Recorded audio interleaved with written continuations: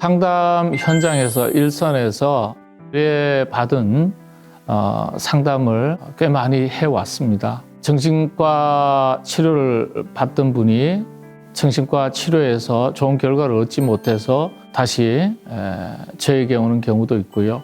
또 일반적인 내적인 심리 문제로 정서적인 문제로 저를 찾아오신 경우도 있고, 의뢰를 통해서 온 경우도 있고, 누구 소개로 오신 경우도 있고, 긴 시간 동안 제가 많은 내담자를 만난 적이 있습니다.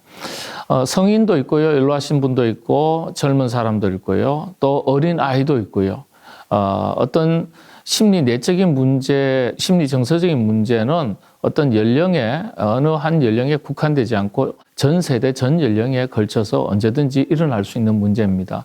근데 제가 이제 상담 현장에서 내담자들, 성인 내담자들을 만나서 자신의 어떤 내적인 문제, 또 불편하게 하고 힘들게 하는 문제, 이런 자기 상처, 갈등들, 정신적인 문제들, 불안들, 다양한 문제들을 가지고 있는 분을 만날 때 지금의 문제는 지금의 문제가 아니라 이 문제의 원인과 발단을 찾는 것이 참 중요하죠. 그래서 저희가 대화하는 과정 속에서 가만히 이야기를 들어보면 이 문제가 지금 최근에 일어난 문제가 아니라는 거예요. 그 문제의 시작점, 발단을 찾아가다 보니까 대부분 어린 시절의 문제였습니다. 그런 경우가 태반입니다. 인생에 살다 보면은 크고 작은 문제들을 경험하면서 그것 때문에 시달리고 괴롭고 힘들고 그런 일들이 다반사로 있을 수 있지만은 한 인간이 인간으로서 건강하게 살아가지 못하게 하는 내적인 깊은 상처들, 심리정서적인 문제들은요, 거의 대부분이 어린 시절의 부정적인 경험, 어떤 상처들, 이런 것 때문에 지금 문제가 드러난 거죠. 그래서 참 이런 문제를 그러면 어떻게 해결해야 될까요? 지금 가지고 있는 문제가 사실 시작은 발달은 어린 시절인데 과거로 되돌아갈 수도 없고, 되돌아가서 잘못된 부분을 다시 퍼즐 맞추듯이 맞추면 참 좋겠는데 쉽지가 않겠죠. 그런데 심리치료에서 가장 중요한 것 중에 하나가 지금의 문제가 과거에 기인했다면 과거의 문제를 되돌아가서 그걸 다루면서 재구조화 과정을 거칩니다. 그러면은 지금의 문제가 해결되는 경우가 대단히 많습니다. 여기에서 이제 그런 여러 가지 기법들이 있겠지만은 한 가지 확실한 것은 어린 시절의 문제는 어린 시절에 경험했던 부정적인 또 어떤 트라우마, 상처, 특별한 사건들, 외상 후 스트레스성 장애라든지 이런 모든 것들은 경험할 수 있을 수 있습니다. 왜냐하면 완벽한 세상이 아니니까. 그런데 그 이후에 경험한 이후에 자라오면서 가족들 관계 속에서 친구들을 통해서 또 다양한 사람들을 통해서 선생님을 통해서 때로는 교회를 통해서 이것들이 치유되는 치유의 경험을 가진다는 것이 대단히 중요합니다.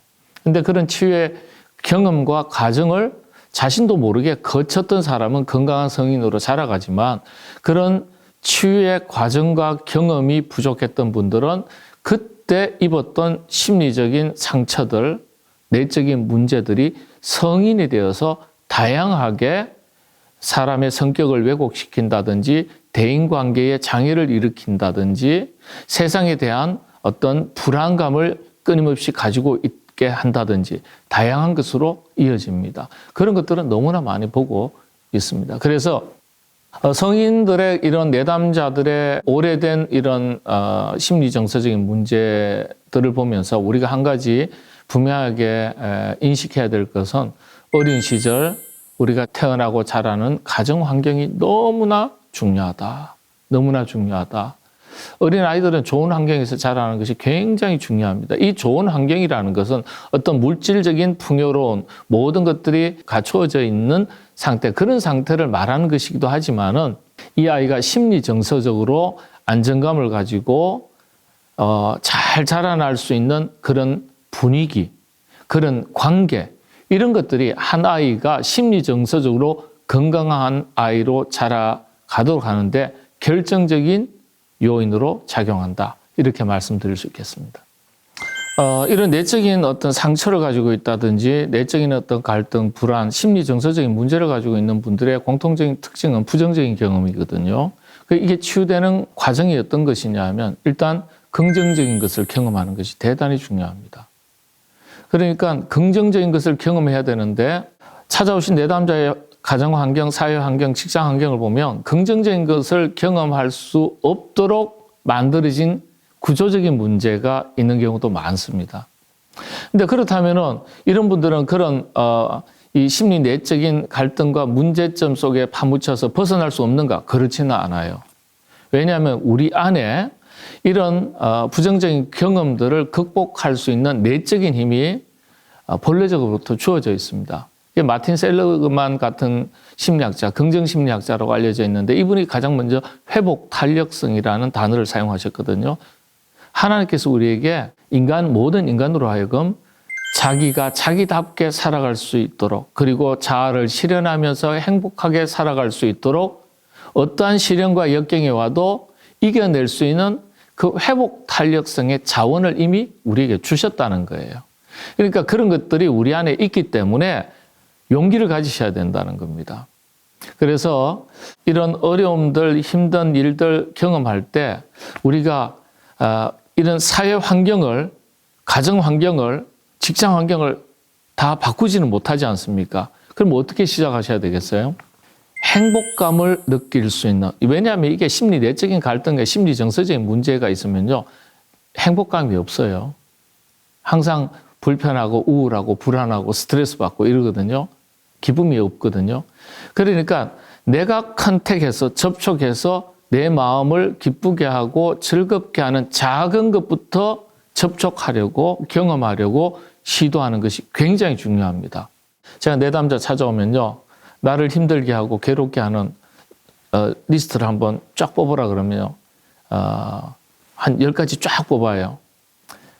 그러면은 내가 해서 기분 좋고 행복한 일들에 대해서 한 몇 가지 적어보라 그래요. 근데 우울증을 이렇게 가지고 있는 분들은요, 내가 뭘 해야 기쁘고 즐거운지 리스트를 잘 못 찾아요. 우울증을 가지고 있는 분들이 공통점이 기쁘고 즐겁지 않은 거거든요. 우울하고요. 그러니까 축 처져 있는 경우가 굉장히 많습니다. 물론 조울증, 조증과 우울증은 또 틀리고 조울증이 같이 온 경우도 있는데 미국 같은 경우에서 저도 이제 미국에서 공부를 했습니다만은 조울증이라는 게 굉장히 위험하거든요. 차라리 우울증에 있는 분들도 물론 자살 위험이 굉장히 높습니다만은 조울증은 더 높아요. 갑자기 기분이 업됐다가 다운됐다가 업다운이 막 굉장히 심하거든요. 일정한 사이클 안으로 들어오면 이 내담자를 상담했던 상담자는 가족들에게 위험하다고 반드시 고지를 해야 됩니다. 그렇지 않고 이 내담자가 뭐 자살을 한다든지 어떤 문제가 생기면 법적인 책임까지도 지는 경우가 주마다 있습니다. 근데 이 우울증 환자들이 기분이 좋지 않잖아요. 그럼 어떻게 극복할 수 있을까요? 그 우울한 환경을 통째로 바꿀 수는 없어요.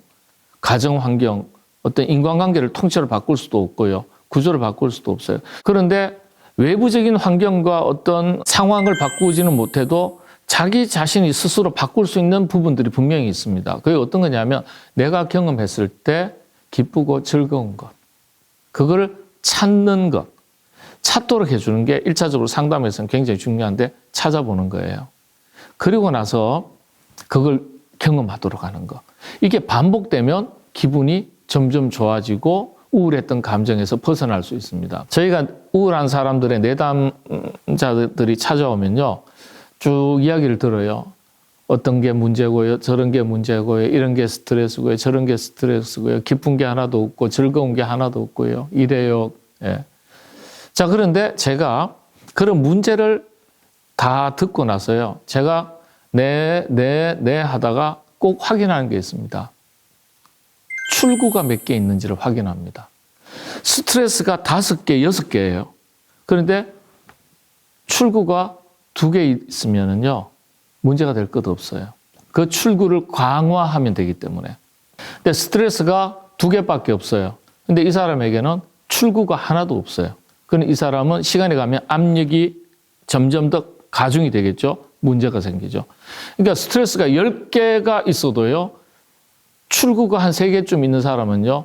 그냥 잘 들어주고 네 하고 끝날 수 있어요. 근데 출구가 어떤 거냐? 내가 경험해서 기분 좋아지는 거. 그래서 제가 이제 그런 내담자들이 오면은 물어봅니다. 뭘 하면 기분이 좋으세요? 기분이 본래 뭘 해야 좋은지 잘 못 찾아요. 이 우울증 환자들의 내담자들의 공통점이. 근데 그래도 마음이 좀 편안한가 한번 얘기해 보세요. 잠자는 게 편안해요. 먹는 게 편안해요. 이런 분들이 있어요. 우울증 환자들이요. 대체로 이게 우울하면 참 독특한 게요. 우리 뇌가 어떻게 작용하냐 하면요. 우리 주인님이 지금 축 처져 있고 마음이 우울하고 몸도 처져 있고 기분이 다운이 됐구나. 이렇게 주인님 내버려 두면 안 되겠지. 그러면 먹고 힘을 얻도록 해드려야 되겠지. 그래서 식욕 촉진 호르몬이 나와요. 그래서 우울증 환자들의 공통점이 뭔지 아세요? 살이 쪄요. 많이 먹고. 왜 그러냐면 그거는 많이 먹고서 기분도 안 좋은데 어떻게 많이 먹고 즐겁게 먹을 수 있겠어요? 자기도 모르게 식욕 촉진 호르몬으로 인해서 더 많이 먹게 되는 거예요. 그래서 이제 우울증을 어떤 진단 기구를 통해서 측정하기 이전에 그냥 일반적인 상담을 통해서 금방 알 수 있는 몇 가지가 있는데 그중에 최근 1개월 혹은 2개월 이내에 체중 변화가 얼마나 심했냐. 요게 우울증이냐 아니냐 진단하는 기준이 되고 있습니다. 그래서 오셔서 음식 먹는 게 즐겁다. 음식 먹는 게 그때 좀 마음이 즐겁고 편안해요. 그러면 어떻게 해요? 네, 음식을 맛있게 해 드실 수 있도록 그렇게 요리 한번 해보시라고. 숙제를 주는 거죠. 과제를 주는 겁니다. 미션 주는 거죠. 다음 상담할 때까지 일주일 동안 내가 직접 요리해서 내가 먹고 싶은 건 요리해서 먹기. 이게 즐거움과의 컨택이죠. 그 다음에 친한 친구들하고 전화 주고받는 분 계십니까? 그러면 네, 뭐 사람 요즘 우울해서 만나지는 않는데 그래도 아무개 누구는 만나요. 이렇게 얘기하거든요. 이번 주에 그분과 2번 통화하기. 그러니까 기분 좋은 것을 조금씩 발을 옮겨서 컨택을 하면요.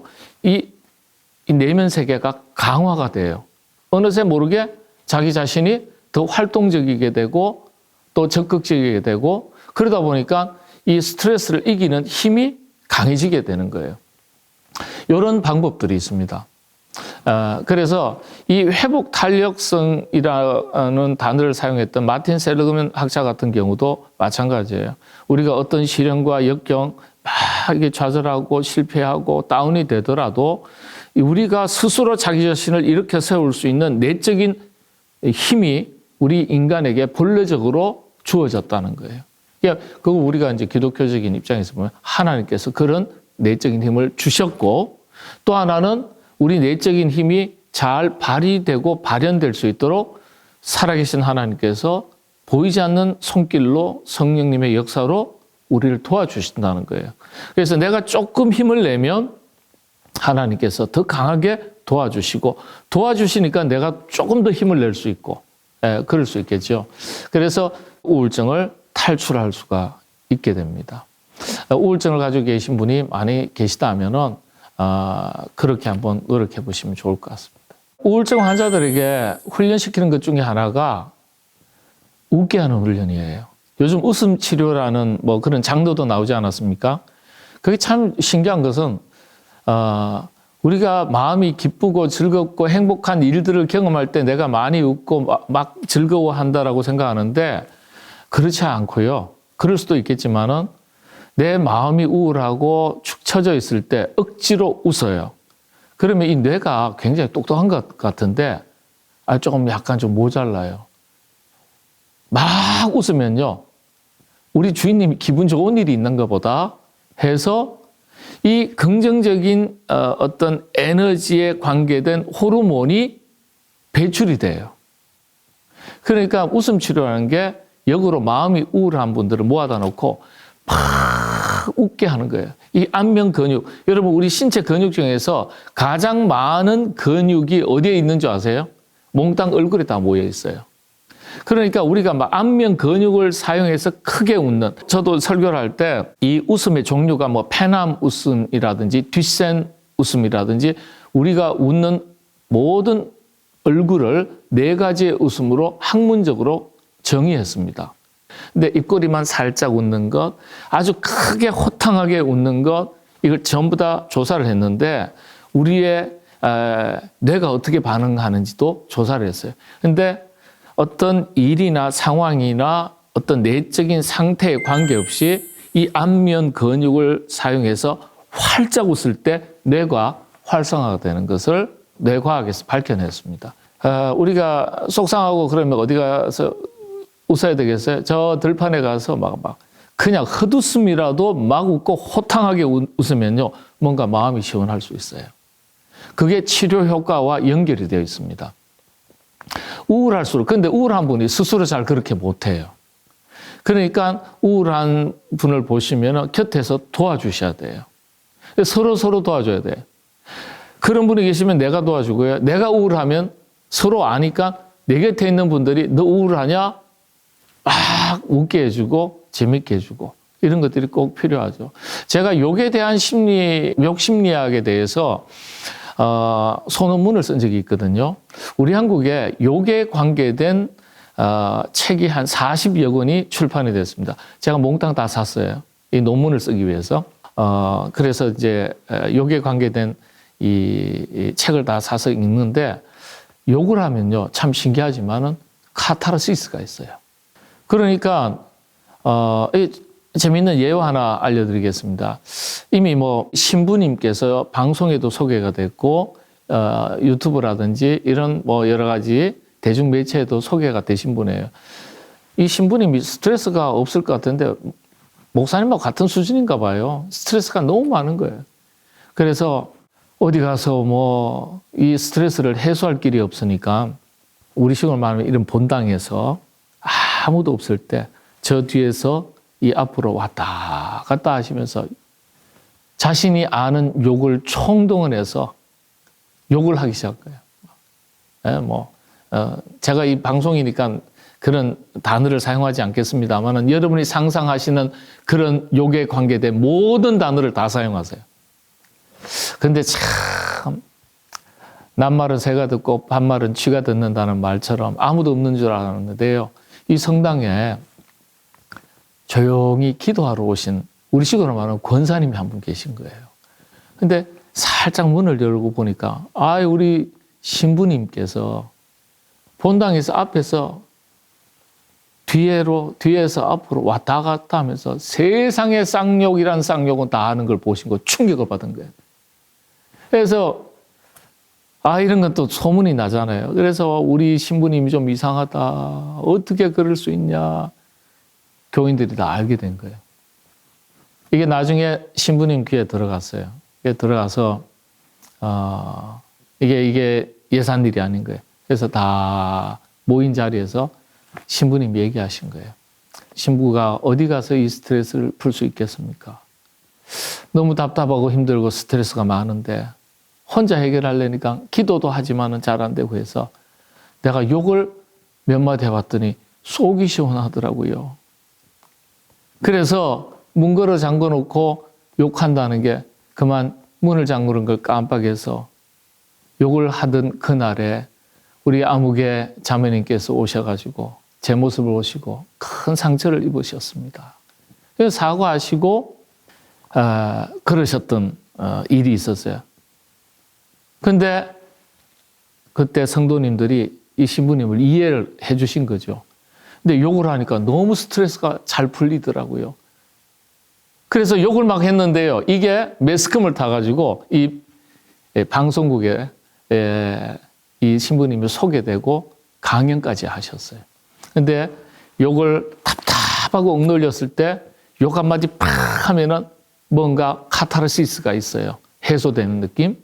그런 것처럼 우리가 답답하고 억눌렸을 때 헛웃음이라도 호탕하게 웃으면 우리의 뇌가 반응하는 거예요. 활성화가 되는 거예요.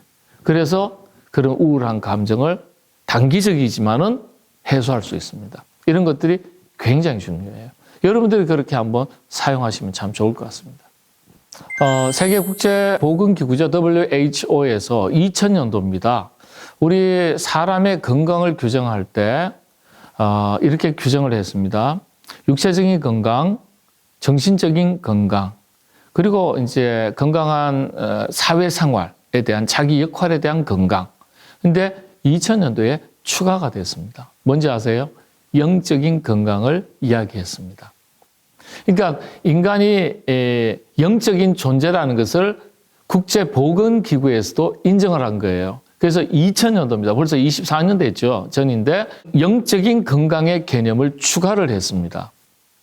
하버드 대학에서 종간 연구 80년 동안 해왔다 그랬는데 행복 지수가 굉장히 높은 사람들의 공통점 중에 하나가 종교 생활을 하는 분들이었어요. 그러니까 이 종교 생활이 우리의 행복과 굉장히 밀접한 연결이 되어 있다는 거예요. 그런데 우리가 기독교 관점에서 보면은 하나님은 우리를 사랑하시는 거예요. 우리가 우울하고 낙심하고 좌절하고 인생을 스스로 포기하는 것을 원치 않으신 하나님이에요. 우리를 긍휼히 여기시는 하나님이에요. 우리가 믿는 하나님은 살아계신 하나님이에요. 우리의 창조주예요. 그러니까 우리가 우울하고 스트레스가 있고 뭔가 답답하고 불안이 있고 고통스러우면 세상에 여러 가지 방법들을 선택하실 수도 있지만은 그 선택도 하셔야 돼요. 노력도 하셔야 되고. 그러나 우리 그리스도인들 입장에서는 가장 먼저 하셔야 될 일은 자기의 고통과 괴로움과 무거운 짐을 하나님 앞에 가지고 와서 내려놓고 하나님, 제 마음 제 스스로 어찌할 수 없습니다. 하나님께서 이 마음을 만져주십시오. 고쳐주십시오. 저를 불쌍히 여겨주십시오. 저는 하나님의 도우심이 아니면 스스로 일어날 수 없는 연약한 존재입니다. 정말 하나님 앞에 엎드리고 하나님의 도우심을 구하는 것이 우리가 회복되고 살아나는 참 중요한 길이라 그렇게 생각을 합니다.